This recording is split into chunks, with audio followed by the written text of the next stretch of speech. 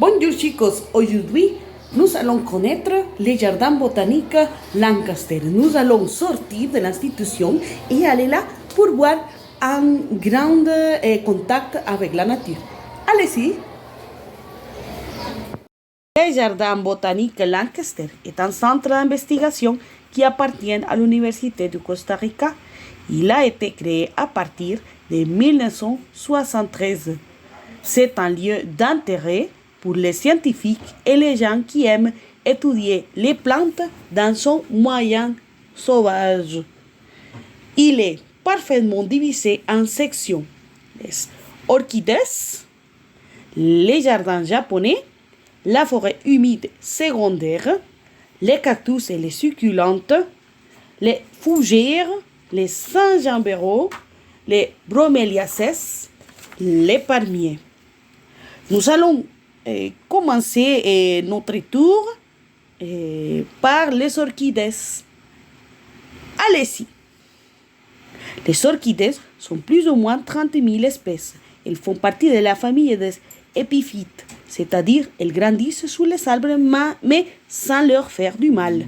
À l'intérieur des serres, on cultive plus de 18 000 plantes. Il y a plus de 1000 plantes qui viennent de l'étranger. Elles fleurissent une fois par année, ainsi que nous pouvons regarder des différents types d'orchidées au loin de l'année.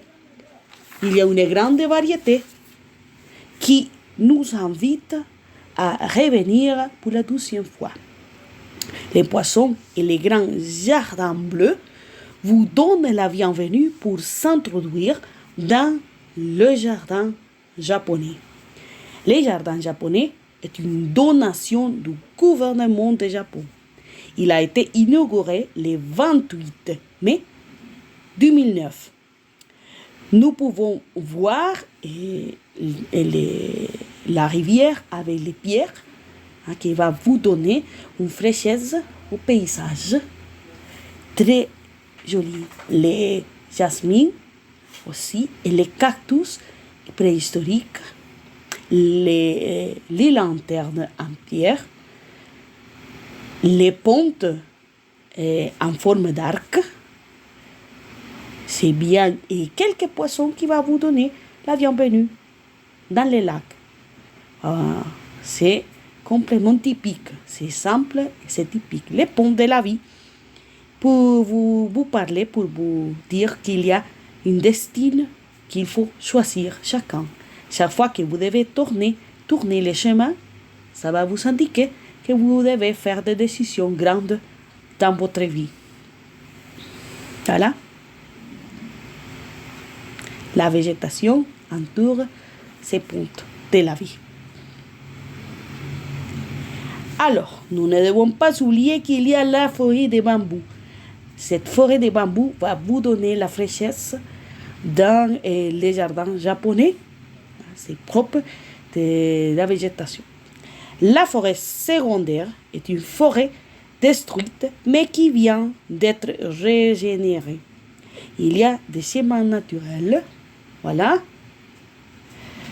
qui vont vous guider à découvrir la beauté d'une forêt reconstruite par la main de l'homme. Les cactus, les succulentes vont vous inviter à faire partie d'un paysage désertique. Ce type de plantes n'ont besoin que d'une portion minimale d'eau pour survivre. Il y a des petits animaux qui vont se sentir identifiés avec le lieu. Ainsi que vous pouvez regarder les lézards et des insectes curieux. Ils sont là pour vous donner la bienvenue à leur monde. Les fougères du Costa Rica est la partie qui attire l'attention des étrangers parce qu'ils représentent l'idée qu'on a du Costa Rica. Regarde, une végétation luxuriante avec des lanternes en pierre pour vous sentir comme dans un film. La grande mesure de feuilles et la fraîchesse propre des fougères nous donnent un scénario typique d'un film des dinosaures ou des pirates.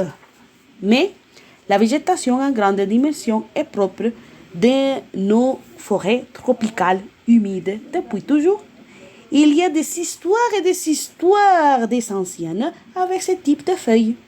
Les Saint-Jean-Perrot et les broméliaceae vont vous accompagner au loin du chemin.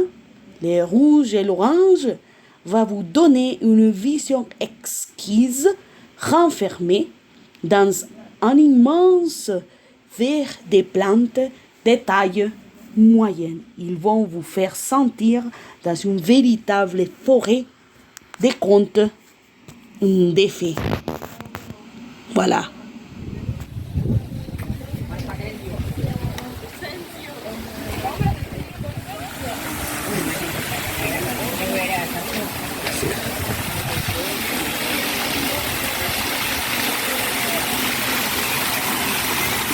La cascade, la fraîcheur, tout a été formidable. Il ne reste que dire au revoir.